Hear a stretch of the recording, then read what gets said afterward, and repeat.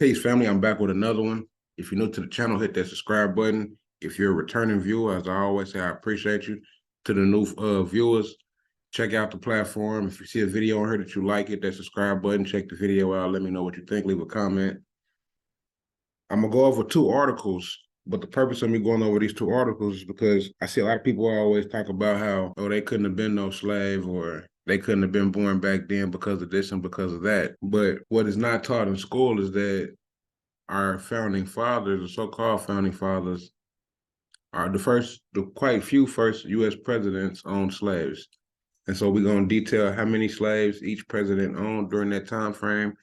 And I'm going to connect the dots on how at one point in time our ancestors worked for those slave masters, and how currently we are working for those same slave masters, and how by law an employee and an employer are synonymous for master and servant. So it's modern day slavery. So without holding y'all too long, we're going to jump straight into this. Peace and love, family. On behalf of Akuno Senko for Bay, you know what I'm saying? Jay, where you at? We're trying to help our people elevate. Hope. H-O-P-E. We're giving them hope. We doing what we got to do, you know. Every day, one step at a time, man. We're going to make it happen. Helping our people elevate. Yeah. Sometimes I practice focus, thought, and meditate. I'm trying to come with other ways to help our people elevate and seeking knowledge, make me levitate. The lifted mental state is what results from how we orchestrate. This for the family's sake. Let's self-reflect and self-evaluate. And every day, make sure the steps you take, you calculate. Receive a master's fate. I know I can't exist without the hate, but that's okay. I balance that with higher self today. Success is on this way, and after that, my flesh can pass away.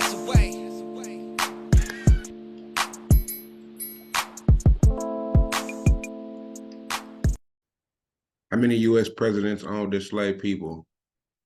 By Evan Andrews, updated September 3rd, 2019, but it was originally written July 19, 2017.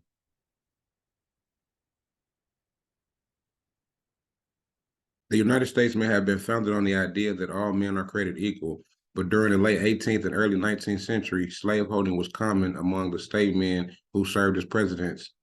All told, at least 12 chief executives, over a quarter of all American presidents, enslaved people during their lifetime. Of these, 8 held enslaved people while in office. So out of the 12 first presidents, 8 of them had slaves in office. The peculiar institution loomed large over the first few decades of American presidential history. Not only did enslaved laborers help build the White House, all of the earliest presidents, except for John Adams and his son, John Quincy Adams, owned enslaved people. George Washington kept some 300 bondsmen at his Mount Vernon plantation.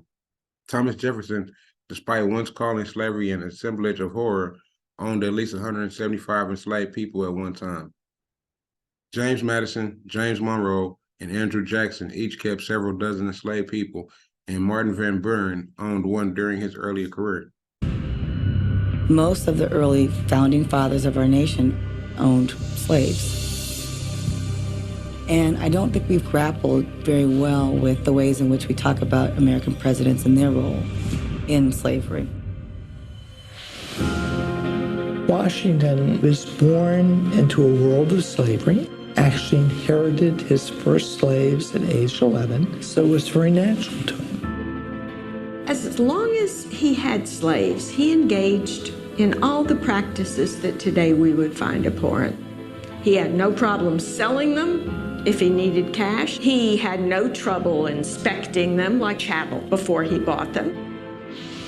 We find it understandably difficult, if not impossible, to reconcile those assertions that Jefferson wrote out about self-evident truths and universal equality with the reality of his own life, an ongoing sexual relationship with his slave, Sally Hemings.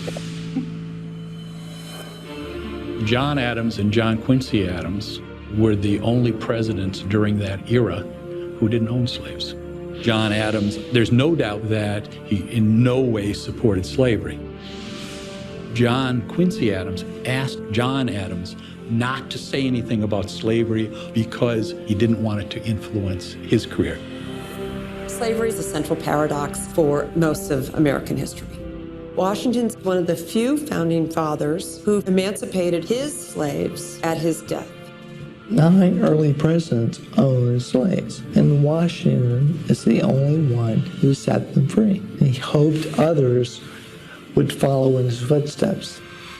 After Jefferson has retired, a man named Edward Coles writes a very long letter to Jefferson saying, "I've read your writings on liberty. I'm going to free my slaves. And wouldn't it be great if you would endorse this? You're no longer running for office. You don't have to worry about public opinion. Now is your chance, Mr. Jefferson, to make a mark for all posterity on slavery." Jefferson writes Coles this very long letter. He spends 2 pages saying, "I will not do anything. I will not lift a finger to deal with slavery." We tend to view the founding fathers as saints, and we view them as paragons of Victorian virtue. They clearly are not. William Henry Harrison owned several inherited enslaved people before becoming president in 1841, while John Tyler and James K. Polk were both enslavers during their stints in the office. Zachary Taylor, who served from 1849 to 1850, was the last chief executive to keep enslaved people while living in the White House. He owned some 150 enslaved people on the plantations in Kentucky, Mississippi, and Louisiana. Perhaps surprisingly, the last 2 presidents to own enslaved people were both men closely associated with Abraham Lincoln, who led the nation during a civil war caused in large parts by the division sold by slavery, and later signed the Emancipation Proclamation and championed passage on the 13th Amendment ending slavery. Andrew Johnson, who served as Lincoln's vice president before becoming president in 1865, had owned at least a dozen enslaved people in his native Tennessee and lobbied for Lincoln to exclude the state from the Emancipation Proclamation. The last president to personally own enslaved people was Ulysses S. Grant, who served 2 terms between 1869 and 1877. The former commanding general of the Union Army had kept a lone Black enslaved man named William Jones in the years before the Civil War, but gave him his freedom in 1859. Grant would later sum up his evolving views on slavery in 1878, when he was quoted as saying that it was a stain to the Union that people had once been bought and sold like cattle. Then I wanted to read this here from constitutionus.com on which presidents owned slaves, and this gives you a little deeper number on how many slaves that the presidents owned. There were 12 presidents who, at some point in their lives, owned slaves. They were among the first 18 presidents of the United States, and 8 of them were slave owners while still in their tenure as presidents. George Washington had 123 slaves when he died. George Washington owned many slaves throughout his life, with 123 slaves in his stead at his death. Historians have documented that he treated his slaves just like most slave owners in Virginia. However, he developed moral issues against slavery after the Revolution. He never publicly announced his impeding opposition against slavery, but he stipulated through his will that his slaves be given freedom after his wife's death. Thomas Jefferson owned 600 slaves. The president who wrote that all men are created equal owned 600 slaves throughout his life.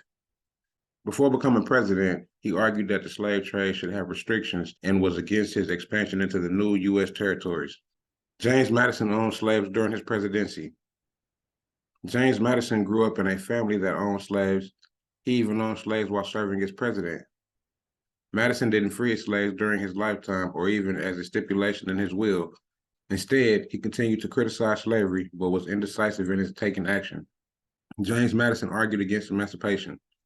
He treated free Blacks who were successful in their endeavors with respect, but he argued against immediate emancipation, citing the problems experienced by former slaves in gaining greater prosperities. James Monroe owned 75 slaves. James Monroe grew up in a household that owned slaves. He owned 75 slaves. Monroe supported sending freed slaves to the newly established country Liberia in Africa. The capital, Monrovia, was named in his honor. Countless Liberians up to the present have retained their American surnames. Andrew Jackson had 161 slaves. Did Andrew Jackson own slaves? Yes. Andrew Jackson introduced legislation to protect slave owners during his political career. Jackson amassed a large portion of his wealth through the slave trade. Andrew Jackson introduced legislation that protected slave owners and slavery itself. According to an estate inventory, Jackson owned 161 slaves who served the Hermitage and his Mississippi plantation at the time of his death. Martin Van Buren owned up to 6 slaves. His father owned an inn and a small farm in Kinderhook, New York. The family had 6 slaves, although it is documented that he owned 1 slave. 4 African-American slaves worked in the White House when Martin Van Buren was president. When Van Buren was president, 4 enslaved women and 2 free African-American women worked in the White House. It is not documented if he owned these 4 slaves, but it is more likely that he hired them out from their owners and the free African-American women were paid wages. William Henry Harrison owned 11 slaves. In 1840, Harrison needed Southern voters during his presidential campaign, so he denied being an abolitionist. Instead, he called himself a member of the Humane Society. He insisted that he was misinterpreted in 1822 when he announced in a congressional campaign in Ohio that he opposed slavery. What he wanted was to improve the conditions of slaves, not abolitions. John Tyler owned 70 slaves. John Tyler publicly denounced slavery and claimed it was evil, even though he owned 70 slaves. His political actions supported slavery. Tyler is the only U.S. president whose death was not mourned officially because he was involved in the Confederacy. James K. Polk owned 25 slaves. Like other slave-owning presidents, James Polk maintained a different political image on slavery when he was president compared to the reality. He owned 25 slaves from 1845 to 1849. He was a slave owner who preferred financial gain to moral righteousness and didn't think much about separating families for his profit. Zachary Taylor owned 150 slaves. He inherited 2 enslaved men named Charles and Tom, who remained with him until he died in 1850. In all, he owned 150 slaves. Zachary Taylor was the 12th president of the United States. As president, Zachary Taylor adopted an anti-slavery stance and opposed the expansion of slavery into a new United States territory. Andrew Johnson owned and set 8 slaves free. Andrew Johnson didn't own slaves while United States president, but he owned 8 slaves before entering the political realm. He freed them all, and they remained with him as paid servants. He oversaw the ratification of the 13th Amendment, which abolished slavery and involuntary servitude and was ratified on December 6, 1865. Ulysses S. Grant. Like Johnson, Ulysses S. Grant didn't own slaves while in office. He grew up in an abolitionist family in Ohio, but his marriage to Julia Dent made him a slave owner when they lived on Dent's family estate in Missouri. Thus, Grant was the last U.S. president to own an enslaved person. Now, I mentioned earlier, I wanted to show y'all, as you just heard me read, where there were slaves who worked for the first 10 United States presidents. And so if you look at what's on the screen, you'll see an employer and an employee. And these are the legal definitions for an employee and an employer. And as you see right here where it says synonymous for master and servant. And so at one point in time, our ancestors worked for these slave masters, and now we working for these exact slave masters to have them in our pocket thinking that we doing something. So let me know what you think about the content. If you like it, hit that like button, leave a comment, subscribe to the platform if you're not subscribed. I'll catch you on the next one, family. Peace and love.